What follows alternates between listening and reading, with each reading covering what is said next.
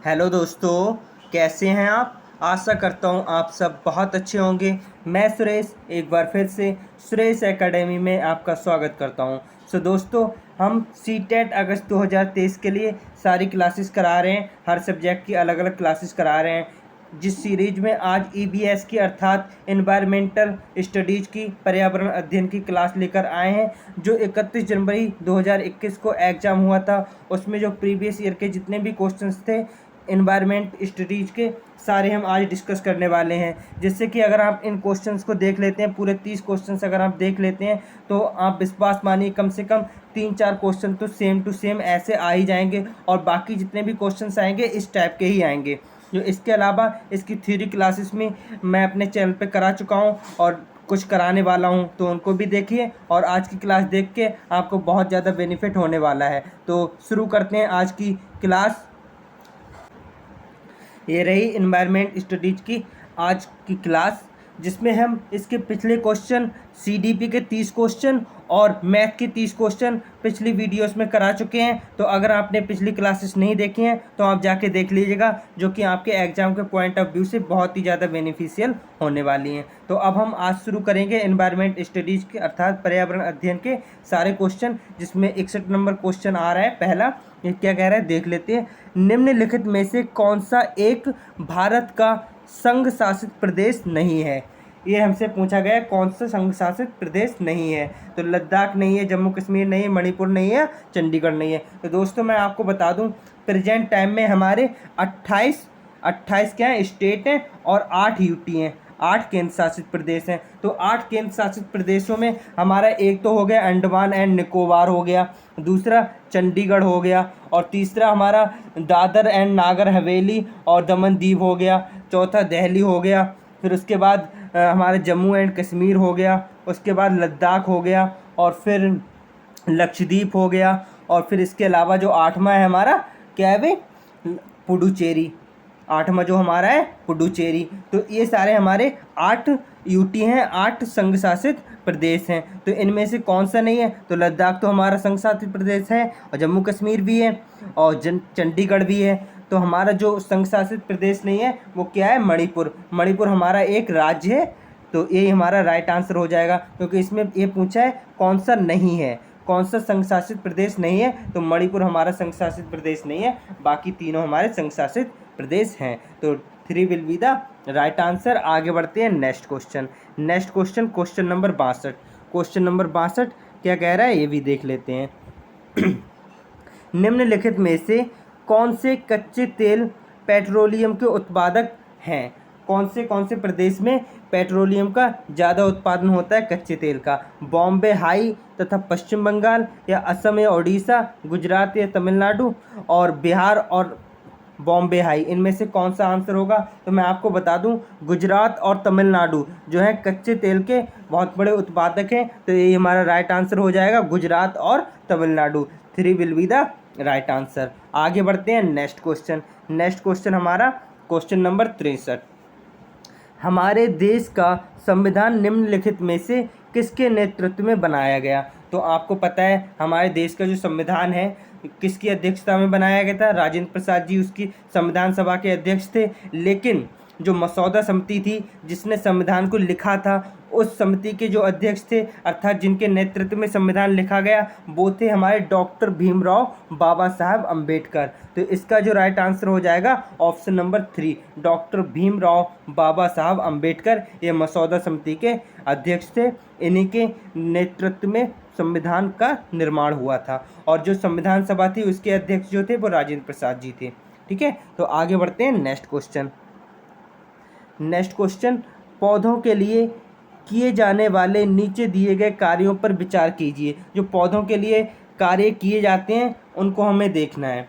जो पौधे को सहारा देना, जी हाँ पौधे को सहारा देता है। और ह्यूमस प्रदान करना तो इसका कोई कार्य नहीं है, क्योंकि ह्यूमस तो जब पेड़ पौधे सड़ और गल जाते हैं, जब ज़मीन के नीचे दब जाते हैं तो वो सड़ जाते हैं, तो उसको हम ह्यूमस कहते हैं। तो ये तो हमारा वर्क नहीं होगा।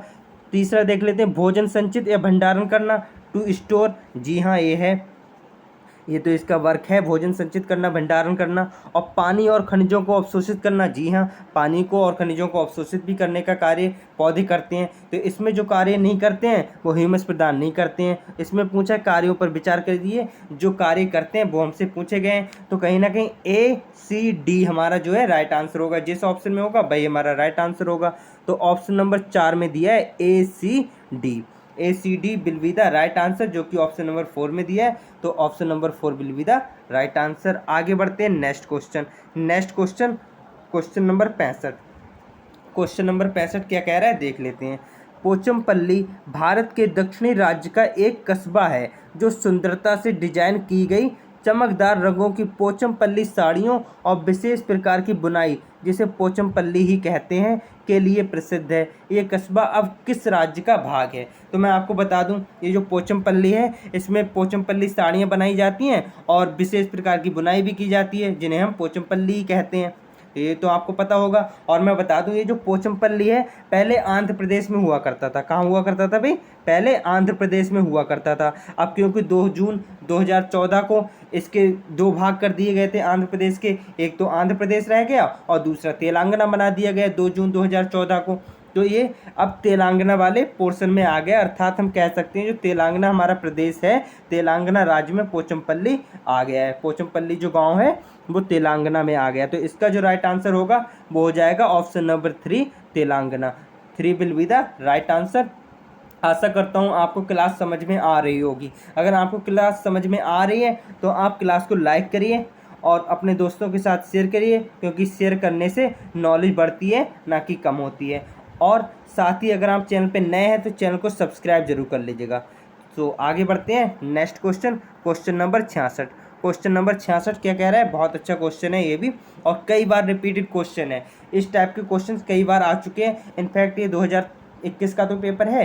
2021 के बाद जो 2021 दिसंबर में जो हुआ था, उसके बाद जो 22 में हुआ और जो 23 में जनवरी में हुआ था, उन पेपर्स में ये क्वेश्चन आया हुआ है। तो देख लेते हैं क्या कह रहा है। निम्नलिखित में से खाद्य पदार्थों के उस समूह को चुनिए जिसके प्रत्येक सदस्य में लौह तत्व प्रचुर मात्रा में होता है।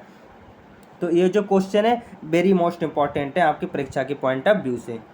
तो इसमें हमसे पूछा है कि लौह तत्व किसमें प्रचुर मात्रा में है। तो देख लेते हैं। गुड़ में होते हैं भाई, लौह तत्व प्रचुर मात्रा में होता है। आंवला में भी होता है, लेकिन टमाटर में नहीं होता है भाई। टमाटर में तो ऑक्जेलिक एसिड पाया जाता है, तो टमाटर की वजह से ये ऑप्शन तो हमारा कट जाएगा। इसके अलावा दूसरा ऑप्शन देख लेते हैं। आंवला में प्रचुर मात्रा में होता है, पालक में भी होता है, गुड़ में होता है। तो कहीं ना कहीं हमारा यही राइट आंसर होगा, ऑप्शन नंबर 2। लेकिन हम फिर भी देख लेते हैं। इसमें देखिए टमाटर आ गया, तो टमाटर की वजह से कट गया, क्योंकि टमाटर में ऑक्जेलिक एसिड पाया जाता है। और इसमें बंद गोभी आ गया, तो इसमें बंद गोभी की वजह से ये कट गया। तो हमारा जो राइट आंसर होगा ऑप्शन नंबर 2, आंवला, स्पाइनक और जैगरी गुण। तो यही 2 will be the right answer. आगे बढ़ते हैं next question number 67। Question number 67 क्या कह रहा है देख लेते हैं। क्वेश्चन नंबर 67 हमारा क्या कह रहा है अभी, ये भी देख लेते हैं। निम्नलिखित में से पक्षियों का वह समूह चुनिए जिसका प्रत्येक सदस्य हमारी तुलना में 4 गुनी अधिक दूरी की वस्तुओं को स्पष्ट देख सकने योग्य है। तो ये भी क्वेश्चन पिछले वाले क्वेश्चन की तरह ये भी क्वेश्चन वेरी मोस्ट इंपॉर्टेंट है आपकी परीक्षा की दृष्टि से, क्योंकि ये क्वेश्चन ऐसे हैं जो कई बार रिपीट हो चुके हैं, 1-2 बार नहीं, कई बार रिपीट हो चुके हैं। तो इसलिए ये क्वेश्चन आपके लिए इम्पॉर्टेंट हो जाते हैं। देख लेते हैं। फाख्ता कौवा मोर, जी नहीं, कौवा की तो नहीं होती है, मोर की भी नहीं होती, बाज की होती है, लेकिन कबूतर की नहीं होती है। तो ये भी ऑप्शन हमारा कट गया, ये भी कट गया। इसमें हमसे क्या पूछा है भाई? 4 गुनी अधिक दूरी को देख सकने में योग्य हैं जो, उनके लिए उनका नाम हमें बताना है कौन हो सकते हैं। तो इसमें कौवे की वजह से कट गया। बाज, चील, गिद्ध, तो यही हमारा राइट आंसर हो गया, क्योंकि तीनों तो कट गए। तो यही है बाज, चील और गिद्ध। बाज, चील और गिद्ध ये ऐसे पक्षी हैं जो मनुष्य जितनी दूर देख सकता है उससे 4 गुनी अधिक दूरी तक स्पष्ट देख सकते हैं। ये इतने शातिर हैं, इतनी आंखें इनकी तेज हैं चलने में, देखने में। तो आगे बढ़ते हैं next question number 68। Question number 68 देख लेते हैं। नीचे दिए गए किस राज्य के ग्रामीण लोग अपने ढालू छत वाले लकड़ी के मकान मजबूत बांस के खंभों पर धरती से 3 से 3.5 मीटर की ऊंचाई पर बनाते हैं? तो आप इस चीज़ को तो समझते होंगे। अब कहीं ना कहीं खंबे लगाकर 3 से 3.5 मीटर की ऊंचाई पे खंबे लगाने के बाद ऊपर मकान बना रहे हैं, और बांस के जो खंबे हैं उनको गाड़ने के बाद ऊपर मकान बना रहे हैं 3 से 3.5 मीटर। तो इसका मतलब ये हुआ कि वहाँ पे बाढ़ आती होगी, तो जहाँ पे बाढ़ ज़्यादा आती होगी वहीं पे ऐसे मकान बनाए जाते होंगे। तो आपको पता होगा बाढ़ सबसे ज़्यादा कहाँ आती है भाई, असम में आती है। तो असम ही हमारा राइट आंसर हो जाएगा। तो इस टाइप के जो घर बनाए जाते हैं वो कहाँ बनाए जाते हैं भाई, असम में बनाए जाते हैं। तो 3 will be the right answer. आगे बढ़ते हैं नेक्स्ट क्वेश्चन। नेक्स्ट क्वेश्चन हमारा कौन सा है भाई, next question question number 69, 69 number question, ये भी हम देख लेते हैं। भारत के मानचित्र में दिल्ली की स्थिति के सापेक्ष गांधीनगर गुजरात की राजधानी और पटना बिहार की राजधानी की दिशाएं क्रमशः क्या हैं। मतलब दिल्ली के सापेक्ष गांधीनगर और बिहार की, जो बिहार में जो पटना है उसकी दिशा पूछा है। तो दोस्तों मैं आपको बता दूं, जैसे मुझे तो पता है कि जो हमारे इंडिया का मानचित्र कैसा है और कहाँ पे कौन सा देश कौन सा प्रदेश आता है, कहाँ पे कौन सा प्रदेश आता है, ये मुझे पता है। तो मैं आपको बता दूं कहीं ना कहीं एक हमारा जो मैप है वो इस टाइप का कुछ होता है ना। और फिर इस टाइप से होके यहाँ पे हमारी दिल्ली होती है, यहाँ पे हमारा गुजरात होता है और यहाँ पे बिहार होता है। तो आपको एक चीज़ और पता होगी, जो हमारी दिशाएं होती हैं, इधर होती है ईस्ट, इधर होती है वेस्ट, इधर ऊपर नॉर्थ, नीचे साउथ। मतलब हम कह सकते हैं पूरब, पश्चिम, उत्तर और दक्षिण, इस टाइप से होती है। तो इस हिसाब से हमारी ये तो हो गई भाई दिल्ली, और ये हमारा हो गया गुजरात, गुजरात का गांधीनगर हो गया, और ये हमारा क्या हो गया, बिहार का पटना, बिहार का पटना। तो हम देख रहे हैं हमारा दिल्ली यहाँ पे है, तो गुजरात जो हमारा है, गुजरात कहीं ना कहीं इस साइड में पड़ रहा है, यहाँ पे पड़ रहा है गुजरात। हम कह सकते हैं वेस्ट मतलब पश्चिम दक्षिण, दक्षिण पश्चिम में पड़ रहा है। दक्षिण पश्चिम में हमारा क्या पड़ रहा है, गुजरात। और हमारा जो पटना है, पटना किस साइड में पड़ रहा है, इस साइड में पड़ रहा है भाई, साउथ ईस्ट यानी कि दक्षिण पूरब, दक्षिण पूरब में हमारा पटना पड़ रहा है। तो इस टाइप का जो ऑप्शन है हमारा दक्षिण पश्चिम दक्षिण पूरब, ये ऑप्शन नंबर 2 दिया है। तो कहीं ना कहीं हमारा यही आंसर होगा, राइट आंसर हमारा जो होगा वो ऑप्शन नंबर 2 होगा। इसके साथ ही मैं आपको इसका मैप दिखा देता हूँ जिससे कि आपको और हो जाए। तो ये रहा भारत का मैप, इसमें आप देख सकते हैं, क्या देख सकते हैं भाई, जो हमारा दिल्ली है, दिल्ली तो भाई यहाँ पे है, जैसा कि मैंने आपको बताया ये दिल्ली हमारा यहाँ पे उत्तर प्रदेश से सटा हुआ, राजस्थान से सटा हुआ और हरियाणा से भी सटा हुआ, ठीक है। और उसके बाद ये हमारा गांधीनगर है, गुजरात की राजधानी गांधीनगर, और ये हमारा पटना है। तो जैसा कि मैंने बताया था हमारा ये क्या है भाई, पूरब है, ये पश्चिम है, और ये उत्तर है, और ये नीचे दक्षिण होता है। तो इस हिसाब से हमारा गुजरात जो पड़ रहा है वो दक्षिण पूरब में दक्षिण पश्चिम में पड़ रहा है, और जो हमारा पटना है, पटना हमारा दक्षिण पूरब में पड़ रहा है। तो हमने बताया था इसका ऑप्शन जो 2 था वही हमारा राइट आंसर था। तो इस क्वेश्चन का जो राइट आंसर था वो हमारा क्या हो गया भाई, दक्षिण पश्चिम दक्षिण पूरब, south west south east, 2 will be the right answer. आगे बढ़ते हैं next question. Next question question number 70, question number 70 हमारा क्या कह रहा है देख लेते हैं। निम्नलिखित में से किसने मटर के पौधों के साथ प्रयोग किए और यह पाया कि मटर के पौधों में कुछ ऐसे लक्षण होते हैं जो जोड़ियों में पाए जाते हैं, जैसे चिकने या खुरदरे, लंबे या बौने, पीले या हरे। तो मटर के पौधे पर किसने एक्सपेरिमेंट किया था भाई, आपने ये तो साइंस में भी पढ़ा होगा, और कहीं ना कहीं ये क्योंकि 1 से 5 तक की एनवायरनमेंट स्टडीज जो है उसमें दिया है, जो एनसीईआरटी की बुक्स हैं उनमें साफ साफ दिया है, एनसीईआरटी और एससीईआरटी सब में दिया है कि मटर के पौधे पर एक्सपेरिमेंट किसने किया भाई, ये किया था ग्रेगर जॉन मेंडल ने। किसने किया था, मेंडल ने। आपको मेंडल से याद आ जाना चाहिए, मेंडल ने किया, ग्रेगर जॉन मेंडल ने, जिसका जो कि ऑप्शन नंबर 2 में दिया है। तो option number 2 will be the right answer. Gregor Mendel ने मटर के पौधे पर एक्सपेरिमेंट किया था जिसमें उन्होंने जोड़ियों में पाए गए थे इसके गुण, और ये कैसे थे, चिकने थे, खुरदरे थे, लंबे थे, बौने थे, पीले और हरे थे। तो इसका जो राइट आंसर होगा ऑप्शन नंबर 2।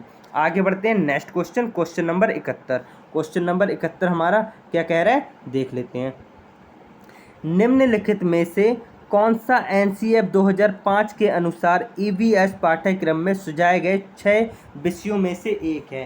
क्या भाई, 6 थीम्स जो दिए हैं हमारे एनवायरनमेंट स्टडीज में, जो 6 थीम्स दिए हैं, 6 विषय जो दिए गए हैं, उनमें से इन ऑप्शंस में कौन सा है। तो मैं आपको बता दूं हमारे जो एनवायरनमेंट स्टडीज में 6 थीम दी गई हैं वो कौन कौन सी दी गई हैं, मैं आपको एक बार रिवाइज करा देता हूं। तो एक तो पहली हमारी फूड है, क्या है भाई, फूड है। फिर उसके बाद हमारा बाटर है, क्या है भाई, बाटर है। और फिर उसके बाद हमारा क्या है, फैमिली है, क्या है भाई, फैमिली है। और इसके अलावा हमारा क्या है भाई, शेल्टर है, क्या है भाई, शेल्टर है। और इसके अलावा हमारा कौन सा है, पांचवा कौन सा है भाई, ट्रैवल, यात्रा, क्या है भाई, ट्रैवल है।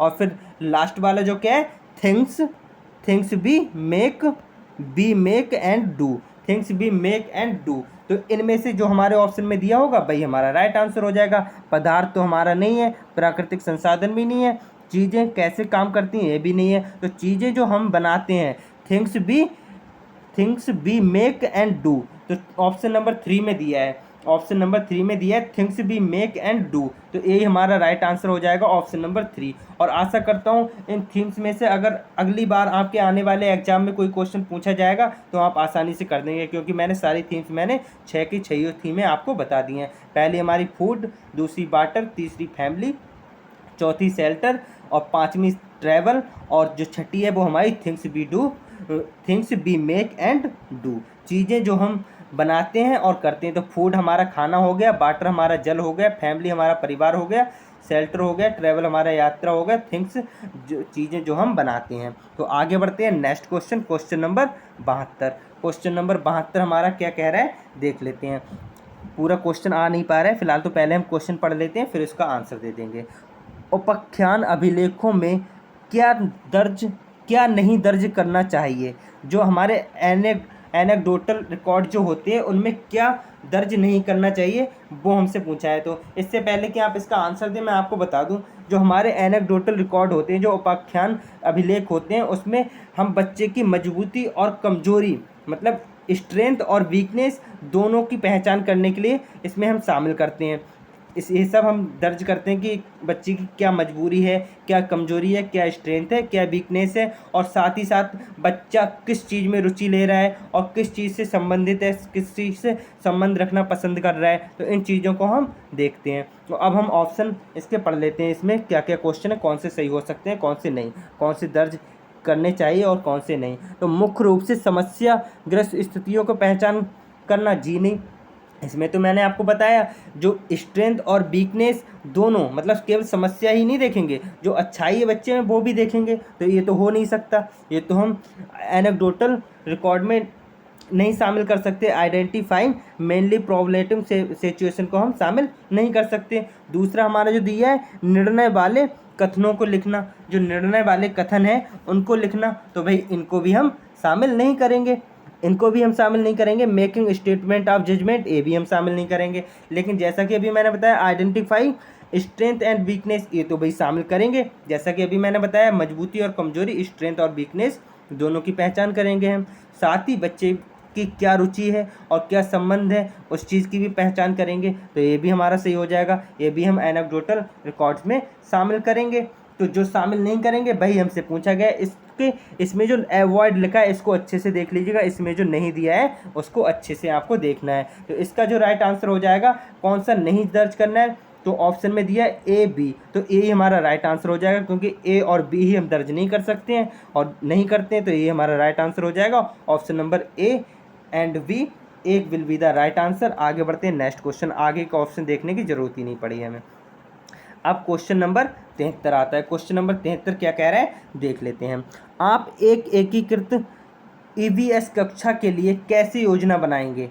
एक पाठ में 2 या 2 से अधिक विषय क्षेत्रों को मिलाएंगे, अलग योजनाओं में सभी विषयों को अलग करेंगे, या इन ऑप्शंस को देखने के बाद मैं आपको बता दूं, एकीकृत जो ईवीएस होती है, जो एकीकृत इंटीग्रेटेड जो क्लासरूम होता है, उसका मतलब क्या होता है। तो दोस्तों मैं आपको बता दूं, जो एकीकृत इंटीग्रेटेड जो क्लासरूम होता है उसका मतलब ये होता है कि हम कई विषयों को मिलाकर जोड़ तोड़ कर हम पढ़ाते हैं। मतलब एक सब्जेक्ट कोई पढ़ा रहे हैं तो हम उससे दूसरे भी सब्जेक्ट रिलेट करके पढ़ाते हैं, केवल एक ही सब्जेक्ट को नहीं, दूसरे सब्जेक्टों को रिलेट करके पढ़ाते हैं। जैसे हम साइंस पढ़ा रहे हैं तो साइंस में कुछ न्यूमेरिकल आ गए तो हम उसमें मैथ को रिलेट करके पढ़ाएंगे। इस टाइप से हम दूसरे सब्जेक्ट को रिलेट करके पढ़ाएंगे। कम से कम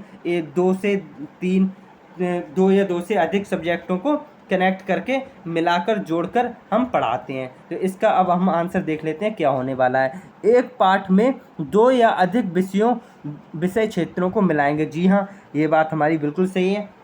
अलग योजनाओं में सभी विषयों को अलग करेंगे, जी नहीं, अलग करना तो इंटीग्रेटेड का मतलब ही नहीं होता, तो फिर इंटीग्रेटेड का मतलब ही क्या रह गया। विज्ञान और सामाजिक विज्ञान के लिए अलग अध्यापकों का प्रबंध करना, जी नहीं, ये भी नहीं होगा।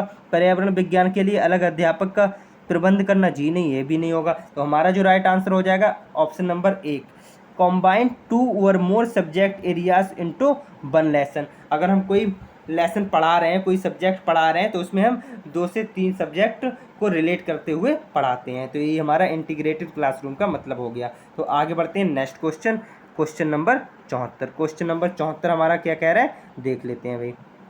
क्वेश्चन नंबर 74, पुनीत ने अपनी कक्षा 5 के शिक्षार्थियों को मानव शरीर की एक रूपरेखा दी और उन्हें भोजन विषय पढ़ाने से पहले पाचन तंत्र को बनाने को कहा। तो पुनीत इसमें क्या करना चाहता है, परीक्षण करना कि शिक्षार्थी नामांकित आरेख बना सकता है, जी नहीं, ऐसा तो कभी नहीं चाहेगा कि वो बना सकता है, नहीं बना सकता है। पाचन से संबंधित शिक्षार्थियों के विचारों को प्राप्त करना, जी हाँ, क्योंकि जो पुनीत हैं वो पाचन तंत्र को पढ़ा चुके हैं, अब क्योंकि वो भोजन को पढ़ाने वाले हैं, और भोजन को आप पता है डाइजेस्ट होता है पाचन तंत्र से ही, डाइजेशन तो होता है ना भोजन का, तो इसलिए वो पहले पाचन तंत्र को बनवा कर देख रहे हैं। तो वो इसलिए बनवा कर देख रहे हैं जिससे कि पाचन से संबंधित शिक्षार्थियों के विचारों को प्राप्त कर सकें। जो जब बच्चे पाचन प्रक्रिया का पाचन तंत्र बनाएंगे तो उससे हमें पता चलेगा कि बच्चे क्या क्या सोचते हैं, बच्चों को क्या क्या विचार हैं पाचन तंत्र को लेकर, ये सब हमें पता चल जाएगा। तो इसका जो राइट आंसर हो जाएगा ऑप्शन नंबर 2 ही हो जाएगा।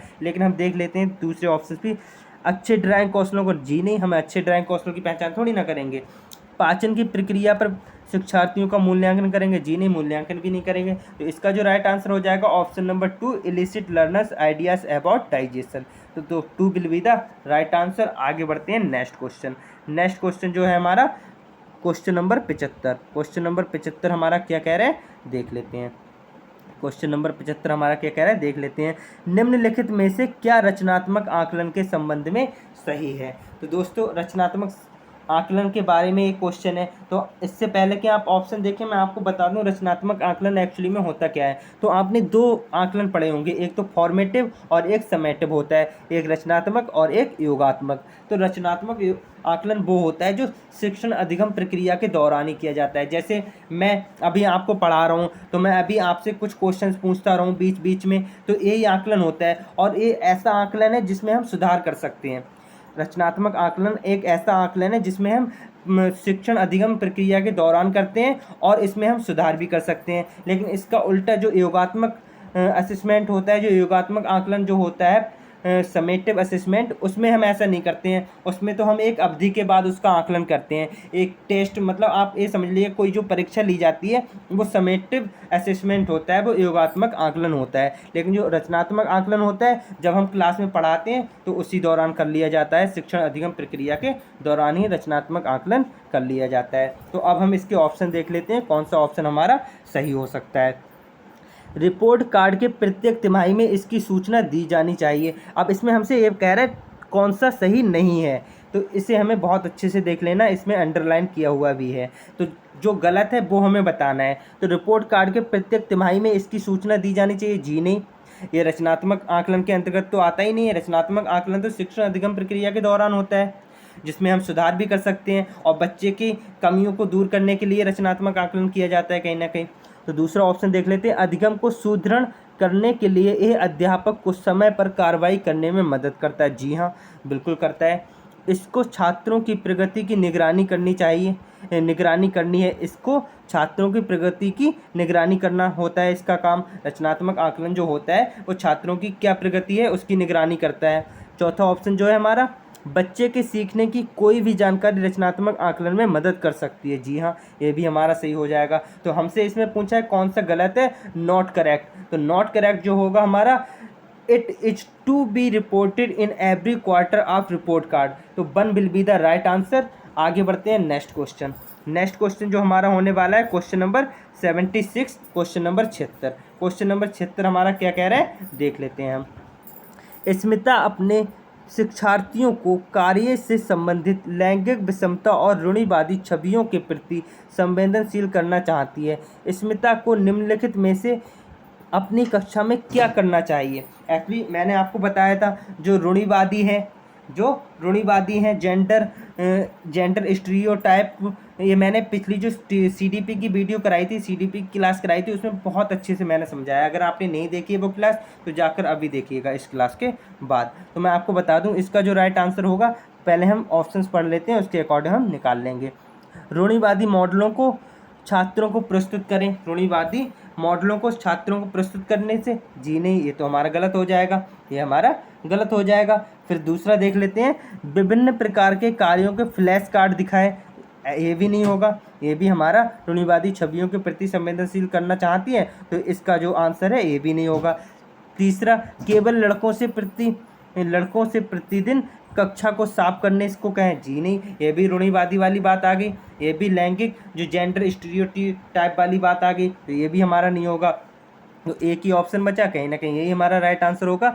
एक छात्र की माँ को कक्षा में आमंत्रित करें जो ऑटो चालक है। अब एक टाइप से देखा जाए तो ये लैंगिक स्टीरियोटाइप के अगेंस्ट है, मतलब ये चेतावनी दे रहा है, क्योंकि मतलब जो समाज में आज भी कहीं ना कहीं ऐसा देखा जाता है कि जो औरतें हैं वो ऑटो नहीं चलाएंगी, औरतें केवल घर का काम करेंगी, और जो पुरुष हैं वो बाहर का काम करेंगे। ये कहीं ना कहीं समाज में पहले की धारणा चली आ रही है, और इसी को हम जेंडर स्टीरियो टाइप कहते हैं। क्या कहते हैं भाई? लैंगिक रूढ़िवादिता कहते हैं इसे। तो इसको चेतावनी कौन सा ऑप्शन दे रहा है? हमारा ऑप्शन नंबर 4 दे रहा है कि भाई केवल ऑटो केवल पुरुष ही थोड़ी ना चलाएंगे, महिला भी चला सकती हैं, महिला भी तो इंसान है, तो वो भी चला सकती हैं। तो इसका जो राइट आंसर हो जाएगा वो हमारा यही हो जाएगा। और आपने देखा होगा कई बार जो ऑटो चालक होते हैं मैक्सिमम पुरुष ही होते हैं, जो ऑटो चालक होते हैं वो मैक्सिमम पुरुष ही होते हैं। तो यहाँ पे महिला चला रही है तो इसलिए उसको बुलाया गया है। तो यही हमारा राइट आंसर हो जाएगा, option number 4 will be the right answer. आगे बढ़ते हैं next question, question number 77, question number 77। Question number 77 हमारा क्या कह रहा है देख लेते हैं। कक्षा 5 के समयन आमतौर पर अपना दिया हुआ कक्षा का कार्य नहीं करते हैं, मुद्दे को हल करने का सबसे अच्छा उपाय हो सकता है। कोई बच्चा है समयन जो उसे जो क्लास वर्क दिया जाता है वो नहीं करता है, कक्षा का कार्य नहीं करता है। तो इस मुद्दे को हम सॉल्व करने के लिए क्या करेंगे एक शिक्षक के रूप में? उसकी कठिनाई का पता लगाने और उसके अनुसार कक्षा कार्य को समायोजित करने के लिए उससे बात करेंगे। जी हाँ, अगर कोई बच्चा परेशान है, कोई काम नहीं कर रहा है, तो हम उससे बात करेंगे और उसकी परेशानी जानने की कोशिश करेंगे, और उसकी जो परेशानी है अगर हम उसे सॉल्व कर सकते हैं तो हम उसे सलूशन देंगे और उसे सॉल्व करने की पूरी कोशिश करेंगे। तो कहीं ना कहीं यही हमारा राइट आंसर हो जाएगा। लेकिन हम दूसरे ऑप्शन भी देख लेते हैं। किसी बच्चे को उसकी कक्षा के कार्य को पूरा करने की में मदद करेंगे, नहीं जी, ये तो बिल्कुल गलत हो जाएगा। माता पिता से बात करें और उन्हें सलाह दें, जी नहीं, पहले हम बच्चे से बात करेंगे फिर उसके माता पिता से बात करेंगे। और बच्चे से बात करने से हमारी बात नहीं बन रही है तब हम माता पिता से बात करेंगे, तो ये भी हमारा गलत हो जाएगा। इससे अच्छा तो हमारा पहला ही है। और उससे वैकल्पिक और आसान गृह कार्य देंगे, जी नहीं, ऐसा भी हम नहीं करेंगे। तो इसका जो राइट आंसर हो जाएगा ऑप्शन नंबर 1 हो जाएगा। ऑप्शन नंबर 1 हो जाएगा क्या? Talk to him to find his difficulty and adjust class work accordingly. जैसा वो चाहता होगा मतलब उसके अकॉर्डिंग हम क्लास वर्क को समायोजित करेंगे, एडजस्ट कर लेंगे। तो इसका जो राइट आंसर हो जाएगा ऑप्शन नंबर 1। आगे बढ़ते हैं next question, question number 78। Question number 78 क्या कह रहा है देख लेते हैं। इसके ऑप्शन सारे नहीं आ रहे हैं इसलिए थोड़ा प्रश्न को हमने कर लिया छोटा कर लिया, ठीक है। अब हम क्वेश्चन को पढ़ लेते हैं, क्या कह रहा है हमारा क्वेश्चन। मुस्कान ने परिवहन में डीजल वाहनों का उपयोग निषिद्ध होना चाहिए विषय पर एक वाद विवाद का आयोजन किया। मुस्कान के द्वारा इस विषय पर कक्षा में वाद विवाद के आयोजन का क्या उद्देश्य है? उसने किस उद्देश्य के लिए ये टॉपिक रखा है? ये टॉपिक परिवहन में डीजल वाहनों का उपयोग निषिद्ध होना चाहिए, ये टॉपिक किस लिए रखा है? क्या वह पूरी तरह से परिवहन में डीजल वाहनों पर प्रतिबंध लगाने की आवश्यकता पर छात्रों को संवेदनशील बनाना चाहती है? जी नहीं, वो ऐसा कुछ भी करना नहीं चाह रही है। जो मुस्कान है वो ऐसा कुछ भी नहीं करना चाहिए, मुस्कान नाम की एक शिक्षिका है, वो ऐसा कुछ भी करना नहीं चाह रही हैं। दूसरा ऑप्शन देखते हैं। ये छात्रों के विचारों को जानने और उन्हें सही करने में मदद करना चाहती हैं, जी नहीं, ऐसा भी नहीं चाहती हैं। वह आधुनिक वाहनों के उपयोग के लाभों पर छात्रों को संवेदनशील बनाना चाहती हैं, जी नहीं, ये भी नहीं करना चाहती हैं।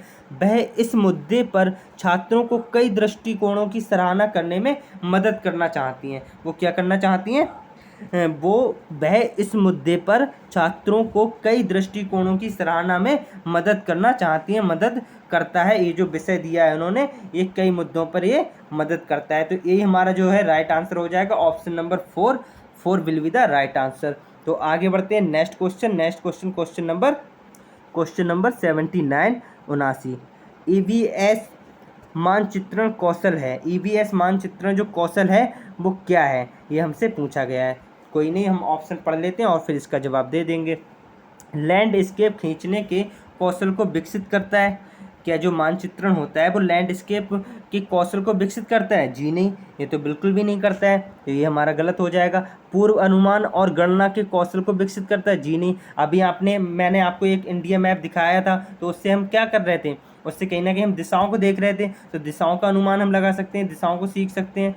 तो रिकॉर्डिंग कौशल को विकसित करता है? जी नहीं, रिकॉर्डिंग कौशल को भी विकसित नहीं करता है। ये करता है स्थानों की सापेक्ष स्थिति की समझ को विकसित करता है। तो ये हमारा राइट आंसर हो जाएगा। जैसे अभी मैंने आपको इंडिया का मैप दिखाया था, जिसमें दिल्ली वाला ऑप्शन था, दिल्ली वाला क्वेश्चन था, दिल्ली के सापेक्ष कौन सी दिशा में गुजरात की राजधानी गांधीनगर और बिहार की राजधानी पटना है। तो इस टाइप से हमने देखा था ना। तो स्थान की स्थिति के बारे में समझ विकसित होती है मानचित्रों से।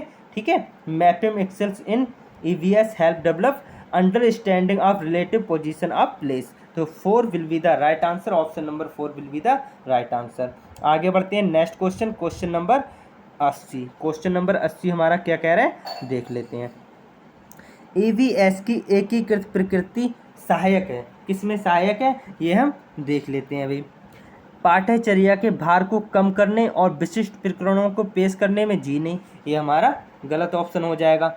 दूसरा, पाठ्यचर्या के भार को कम करने और शिक्षार्थियों को सार्थकता पूर्वक सीखने में? जी हाँ, सार्थकता पूर्वक सीखने में ये काम करती है और पाठ्यचर्या के भार को कम करने में का काम करती है एकीकृत प्रकृति। ठीक है। तो इसका कहीं ना कहीं आंसर जो हो जाएगा ऑप्शन नंबर 2 ही हो जाएगा। लेकिन हम दूसरे ऑप्शन भी देख लेते हैं। शिक्षार्थी केंद्रित उपागम का पालन करने और संकल्पनाओं का अधिक संख्या का परिचय देने में? जी नहीं। दी गई सूचना और विवरणों से सीखने में? जी नहीं। तो इसका जो राइट आंसर हो जाएगा option number 2, reduce curriculum load and help children to learn meaningfully. 2 will be the right answer. आगे बढ़ते हैं नेक्स्ट क्वेश्चन जो हमारा है क्वेश्चन नंबर 81 क्या कह रहा है, देख लेते हैं। निम्नलिखित में से क्या ईवीएस में आकलन का एक व्यापक संकेतक नहीं है? इसको आप मार्क कर लीजिएगा। व्यापक संकेतक नहीं है, जो व्यापक संकेतक नहीं है वो हमें बताना है। नॉट जो नहीं है वो हमें बताना है। तो देख लेते हैं कौन सा नहीं है। सहयोग, कॉपरेशन, जीनिस, ये तो है हमारा, ये तो हमारा मापक है, ये तो हमारा संकेतक है। कंसर्न ऑफ जस्टिस, ये भी है हमारा। कंसर्न ऑफ इक्वलिटी, ये भी है। लेकिन अवधारणा मानचित्रण ये नहीं होता है भाई। जो हमारा होता है अवधारणा मानचित्रण, ये नहीं होता है। क्या नहीं होता है? कॉन्सेप्ट मैपिंग हमारा नहीं होता है। तो यही हमारा राइट आंसर हो जाएगा और हमसे नहीं पूछा था, तो ये हमारा राइट आंसर हो जाएगा। Concept mapping will be the right answer. Option number 4 will be the right answer. आगे बढ़ते हैं नेक्स्ट क्वेश्चन हमारा क्या कह रहे हैं, देख लेते हैं भाई। ये थोड़ा बड़ा क्वेश्चन है, पहले हम इस क्वेश्चन को पढ़ लेते हैं, फिर इसका जवाब देंगे हम। ठीक है। तो देख लेते हैं भाई क्या कह रहा है क्वेश्चन हमारा। कुछ हजार क्या कह रहा है भाई, कुछ हजार साल पहले भारत में तालाबों के निर्माण के अलबरूनी के अवलोकनों के आधार पर कक्षा 5 की ईवीएस के पाठ्य पुस्तक में एक अनुच्छेद है। इस अनुच्छेद को शामिल करने का क्या उद्देश्य होगा? जो अलबरूनी है उनके बारे में हमारे जो कुछ जवाब दिए गए हैं, इनमें कौन सा सही होगा ये हमसे पूछा गया है। तो यह इतिहास के स्रोतों की पहचान में शिक्षार्थियों की मदद करता है। जी हाँ, ये बिल्कुल ठीक है। ये इतिहास के स्रोतों की पहचान में शिक्षार्थियों की मदद करता है, ये बिल्कुल सही है। अब दूसरा हम देख लेते हैं। दूसरा हमारा क्या है भाई, दूसरा जो है हमारा ये शिक्षार्थियों को उनके अवलोकनों की रिकॉर्डिंग में सुधार करने में मदद करता है। जी नहीं, बिल्कुल भी नहीं करता है। ये क्या करता है भाई, ये भी देख लेते हैं हम। और फिर हमारा तीसरा ऑप्शन है। तीसरा ऑप्शन हमारा क्या है भाई, ये शिक्षार्थियों को कुछ हजार साल पहले भारत में मौजूद तकनीक की सराहना करने में मदद करता है। हाँ जी, ये तो है, ये सही होगा हमारा, पहला भी सही है। लेकिन ये रिकॉर्डिंग करने वाली बात ये गलत है। चौथा हमारा, ये शिक्षार्थियों को इतिहास में साक्ष्य की भूमिका की सराहना करने में मदद करता है? जी हाँ, बिल्कुल सही है। तो इसका जो राइट आंसर हो जाएगा ACD। जिस ऑप्शन में दिया होगा वही हमारा राइट आंसर हो जाएगा। तो देख लेते हैं भाई ACD। तो ACD जो हमारा दिया है ऑप्शन नंबर 2 में दिया है, ऑप्शन नंबर 2 में हमारा ACD दिया है। तो 2 will be the right answer, option number 2 will be the right answer. तो आगे बढ़ते हैं नेक्स्ट क्वेश्चन। नेक्स्ट क्वेश्चन हमारा कौन सा है? Question number 83। Question number 83, question number 83 देख लेते हैं भाई। क्वेश्चन नंबर 83, अपनी कक्षा में 50 से अधिक छात्रों के साथ वाणी ने उन्हें एक ऐसी गतिविधि में जोड़ना चाहती है जिसमें सीखने को बढ़ाने के लिए अधिकतम संख्या में इंद्रियां शामिल हों। निम्न में से कौन सा क्रियाकलाप उपरोक्त कार्य के लिए ठीक होगा? जिसमें आँख कान मुंह सब कुछ काम करें, ऐसा क्रियाकलाप हमें देखना है जिसमें बच्चा ज़्यादा सक्रिय हो, जिसमें बच्चा ज़्यादा एक्टिव हो। जैसा कि मैंने पिछली क्लास में भी आपको बताया, जिसमें बच्चा ज़्यादा एक्टिव होगा वही हमारा आंसर होता है। देख लेते हैं इसके ऑप्शन।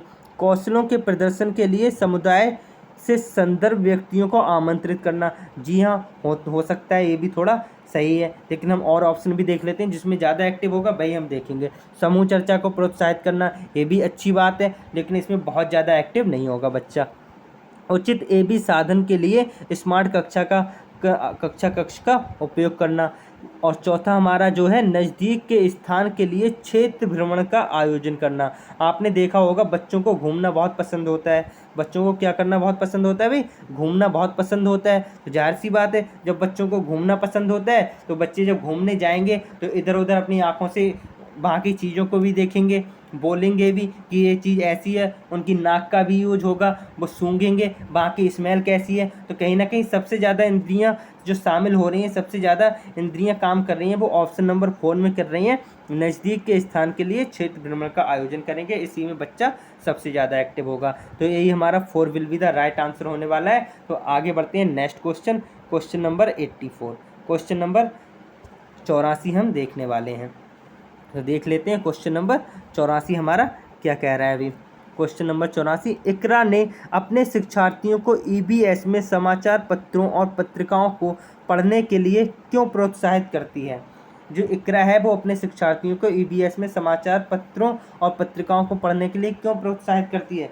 क्या ये मनोरंजन साधन उपलब्ध कराती है? जी नहीं, मनोरंजन के लिए थोड़ी ना कराती है, एंटरटेन के लिए थोड़ी ना कराती है। तो ये तो हमारा वैसे ही गलत हो जाएगा। ये शिक्षार्थियों को उनके अपने संसार से जुड़ने में सहायता करते हैं। जी हाँ, ये सही हो सकता है हमारा। तो तीसरा ऑप्शन देख लेते हैं, ये शिक्षार्थियों को स्वतंत्र बनाने में सहायता करते हैं। जी नहीं, स्वतंत्र थोड़ी ना बन जाते हैं। अगर समाचार पत्र अगर कोई व्यक्ति पढ़ लेगा तो वो स्वतंत्र थोड़ी ना बन जाएगा।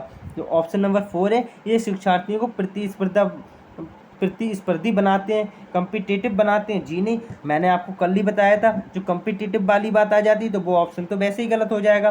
तो हमारा पहला भी कट गया, तीसरा भी कट गया, चौथा भी कट गया। तो हमारा जो राइट आंसर होगा, these help learners to engage with the real world से जोड़ने के लिए। तो यही हमारा राइट आंसर हो जाएगा, option number 2 will be the right answer. आगे बढ़ते हैं next question, question number 85। Question number 85 हमारा क्या कह रहा है देख लेते हैं भाई। पर्यावरण अध्ययन में प्रश्न करने को एक युक्ति के रूप में उपयोग किया जाता है, अनुशासन को बनाए रखने के लिए? जी नहीं, केवल अनुशासन को बनाए रखने के लिए थोड़ी ना किया जाता है। जो एक युक्ति का प्रयोग किया जाता है, प्रश्न पूछने की एक युक्ति का प्रयोग किया जाता है, ये अनुशासन को बनाए रखने के लिए थोड़ी ना। इनफैक्ट बच्चों का मन लगा रहे, एक बच्चा अगर क्वेश्चन पूछता है तो दूसरे बच्चे का भी क्लियर हो जाए वो कॉन्सेप्ट, इसलिए प्रश्न पूछने के लिए हम प्रोत्साहित करते हैं बच्चों को। तो ये तो हमारा गलत हो जाएगा। दूसरा, ध्यान खींचने के लिए भी नहीं करते हैं। नियमों के पालन को बढ़ावा देने के लिए? जी नहीं, नियम के पालनों को बढ़ावा देने के लिए भी नहीं करते हैं। एक कक्ष में जिज्ञासा को बढ़ाने के लिए, जो एरोजिंग क्यूरियोसिटी इन क्लासरूम, बच्चों की जो जिज्ञासा है उसको बढ़ाने के लिए हम प्रश्न करने की एक युक्ति का उपयोग करते हैं क्लासरूम में, कक्ष में। तो यही हमारा राइट आंसर हो जाएगा, एरोजिंग क्यूरियोसिटी इन क्लासरूम। तो 4 will be the right answer. आगे बढ़ते हैं next question, question number 86। Question number 86 हमारा क्या कह रहा है देख लेते हैं भाई। नीचे दिए गए कौन से एक राज्य में तोरांग का अर्थ जंगल है? तो दोस्तों मैं बता दूं, एक राज्य है हमारा जहाँ पे कुडुक, क्या भाई, कुडुख समुदाय पाया जाता है, एक कुडुख समुदाय पाया जाता है और वो कुडुख भाषा ही बोलता है। जो एक कुडुख समुदाय है एक राज्य में, वो कुडुख भाषा ही बोलता है। और कुडुख भाषा में जो जंगल होता है, जंगल को हम क्या कहते हैं, तोरांग कहते हैं। कुडुख भाषा में जंगल को क्या कहते हैं, तोरांग कहते हैं। तो वो राज्य जो है, उस राज्य का नाम है झारखंड।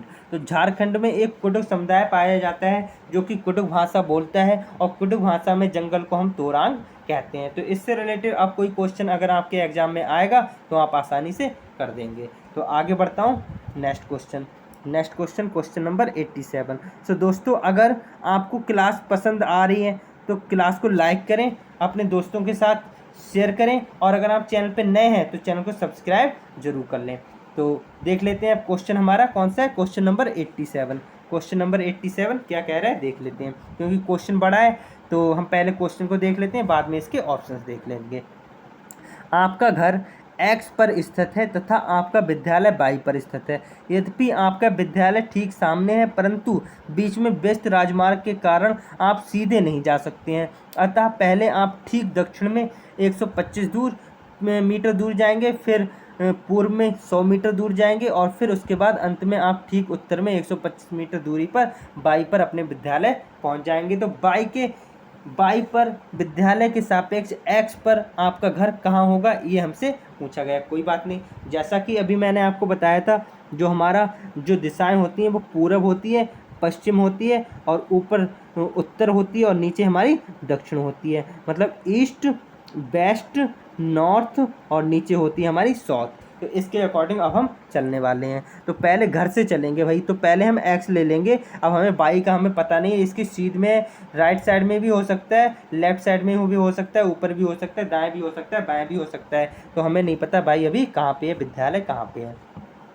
तो हमारी कहानी होती है यहाँ से स्टार्ट। अतः पहले आप ठीक दक्षिण में 125 मीटर दूर चलेंगे। तो दक्षिण हमारा नीचे की साइड है, तो हम इससे 125 दक्षिण की ओर चल दिए भाई, यहाँ पे आ गए। फिर उसके बाद क्या कह रहा है, फिर ठीक पूरब में 100 मीटर लंबा सुरंग पथ पार करते हैं। तो पूरा हमारा राइट साइड में, तो हम इस तरफ जाएंगे कितना भाई, 100 मीटर जाएंगे। 100 मीटर गए, फिर उसके बाद हम क्या करेंगे, अंत में आप ठीक उत्तर में 125 मीटर की दूरी पर बाई पर अपने विद्यालय पहुंच जाएंगे।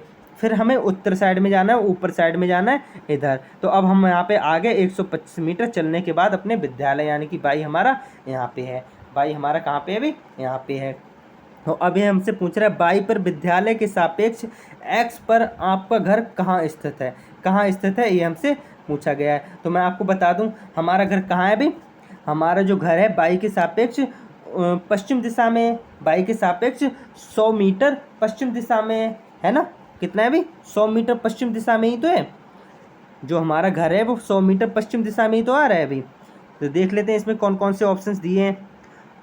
तो हमारा जो राइट आंसर हमारा क्या है भाई, हमने क्या किया था, यहाँ पे हमारा एक्स था, फिर यहाँ से हम 125 मीटर गए, फिर यहाँ से फिर 100 मीटर हम सुरंग चले थे, फिर इधर उत्तर में 125 मीटर आ गए, यहाँ पे बाई आ गया। तो बाई के सापेक्ष हमारा एक्स किस साइड में, एक तो हमारा किस साइड में, पश्चिम साइड में। तो पश्चिम वाला जो हमारा आंसर हो सकता है, तो पश्चिम हमारे एक ही ऑप्शन में दिया है और 100 मीटर दिया है, तो ये हमारा राइट आंसर हो जाएगा ऑप्शन नंबर 3, 100 मीटर ठीक पश्चिम।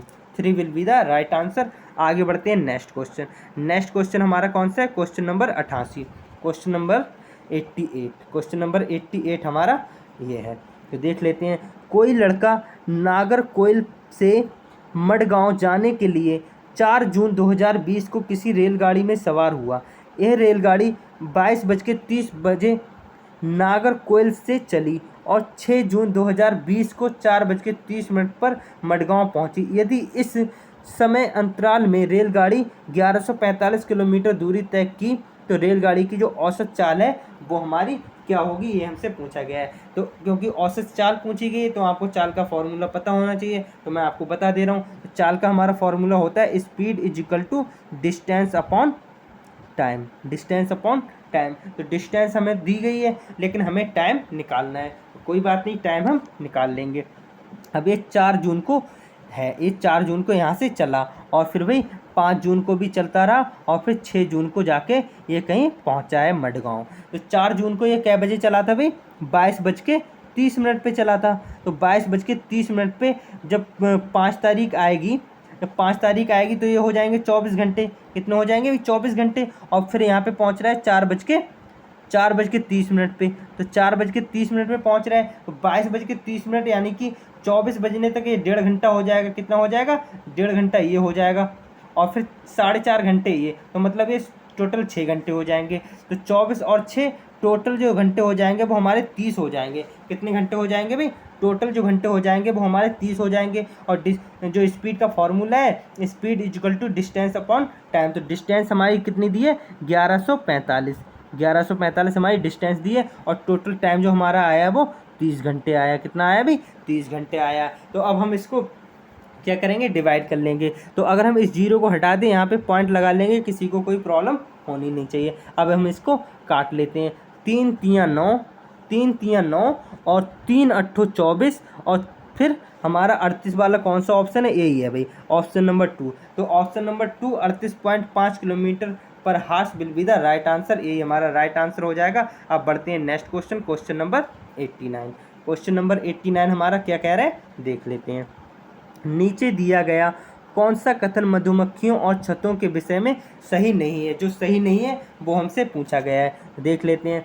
प्रत्येक छत्ते में एक रानी मधुमक्खी होती है जो अंडे देती है। तो मैं आपको बता दूं पहले, एक जो मधुमक्खियों का जो छत्ता होता है उसमें एक रानी मधुमक्खी होती है, और कुछ नर मक्खियाँ भी होती हैं। कुछ होती हैं, ज़्यादा नहीं होती हैं, कुछ नर मक्खियाँ होती हैं, और उनका कोई महत्वपूर्ण रोल भी नहीं होता है, ठीक है। और इसके अलावा जो और मधुमक्खियाँ होती हैं वो क्या करती हैं? वो बहुत सारा काम करती हैं, शहद को दूर से फूलों से लाने का काम करती हैं, ठीक है। तो इसमें बहुत कम क्या होती हैं? नर मक्खियाँ होती हैं। अब हम देख लेते हैं। प्रत्येक छत्ते में एक रानी मक्खी होती है, ये बात सही है। नर मक्खियाँ छत्तों के लिए अत्यंत महत्वपूर्ण होती हैं, जी नहीं। मैंने कब कहा कि ये नर मक्खियाँ ज़्यादा महत्वपूर्ण होती हैं? नर मक्खियाँ तो बिल्कुल भी महत्वपूर्ण नहीं होती हैं। और हमसे पूछा क्या? नहीं, क्या नहीं है? नॉट हमें अंडरलाइन कर लेना है पहले से ही। तो इसका जो राइट आंसर होगा देख लेंगे। फिलहाल छत्ते में बहुत सारी काम करने वाली मक्खियाँ होती हैं, जी हाँ। जो मादा मक्खियाँ होती हैं, एक तो रानी मक्खी होती है, उसके अलावा जितनी मक्खियाँ होती हैं वो काम करने वाली होती हैं। फिर चौथा ऑप्शन हमारा है, छत्ते में केवल कुछ नर मक्खियाँ होती हैं। मैंने कहा ना कि थोड़ी बहुत नर मक्खियाँ होती हैं, लेकिन ये कह रहे हैं बहुत ज़्यादा महत्वपूर्ण होती हैं, तो ये बात गलत है। तो ऑप्शन नंबर 2 ही हमारा राइट आंसर हो जाएगा, क्योंकि हमसे गलत ही पूछा है, जो नहीं है वही पूछा है, जो सही नहीं है। तो male bees are very important for the hives, तो ये हमारा गलत हो जाएगा, क्योंकि नर मक्खियाँ ज़्यादा इंपॉर्टेंट रोल नहीं रखती हैं छत्ते में, ठीक है। तो ये 2 will be the right answer. आगे बढ़ते हैं नेक्स्ट क्वेश्चन, जो कि आज का लास्ट क्वेश्चन होने वाला है। क्वेश्चन नंबर भाई 90 देख लेते हैं। आज हम मिर्ची के बिना भोजन की कल्पना भी नहीं कर सकते हैं, इससे व्यापारी हमारे देश में लाए थे। कौन से व्यापारी हमारे देश में लाए थे? तो मैं आपको बता दूं, इससे पहले कि आप इसका आंसर दें मैं आपको बता दूं, जो हमारी साउथ अमेरिका है, यहाँ से कई चीज़ें आई थी। यहाँ से कौन कौन सी चीज़ आई थी भाई? एक तो आई थी हमारी हरी मिर्च। क्या आई थी भाई? एक हमारी आई थी हरी मिर्च। क्या आई थी भाई? हरी मिर्च आई थी। इसके अलावा हमारा जो टमाटर आया था वो भी हमारा साउथ अमेरिका से ही आया था। आलू जो है, आलू भी हमारा साउथ अमेरिका से ही आया था। जो मूंगफली है, मूंगफली भी हमारी साउथ अमेरिका से ही आई थी। और जो अमरूद है, अमरूद भी हमारा साउथ अमेरिका से ही आया था। तो इसमें हमसे मिर्च पूछा गया है, तो इसका तो जो राइट आंसर हो जाएगा वो हमारा क्या हो जाएगा? दक्षिण अमेरिका। क्या हो जाएगा? दक्षिण अमेरिका, साउथ अमेरिका। इसका तो राइट आंसर हो जाएगा ऑप्शन नंबर 3। इसके साथ ही मैं बता दूँ, जो यूरोप है, यूरोप से हमारे देश में क्या क्या चीज़ें आई हैं? यूरोप से जो आई है वो आई है बंद गोभी। क्या आई है भाई? बंद गोभी और मटर। बंद गोभी आई है और मटर आई है भाई यूरोप से। और चीन से क्या आई है भाई? चीन से जो चीज़ आई है वो आई है सोयाबीन। क्या आई भाई? सोयाबीन। चीन से हमारे देश में जो चीज़ आई है वो आई है सोयाबीन। तो मिर्च कहाँ से आई है भाई? साउथ अमेरिका से आई है, दक्षिण अमेरिका से आई। तो इसका जो राइट आंसर हो गया option number 3 will be the right answer. So दोस्तों, आशा करता हूँ आपको पूरी क्लास बहुत अच्छे से समझ आई होगी और पसंद भी आई होगी। और अगर आपको क्लास पसंद आई है तो क्लास को लाइक करें और अपने दोस्तों के साथ शेयर करें, क्योंकि शेयर करने से हमारा ज्ञान बढ़ता है। और अगर आप चैनल पर नए हैं तो चैनल को सब्सक्राइब जरूर कर लीजिएगा, हमारी ऐसी लेटेस्ट वीडियो तुरंत पाने के लिए। So thank you.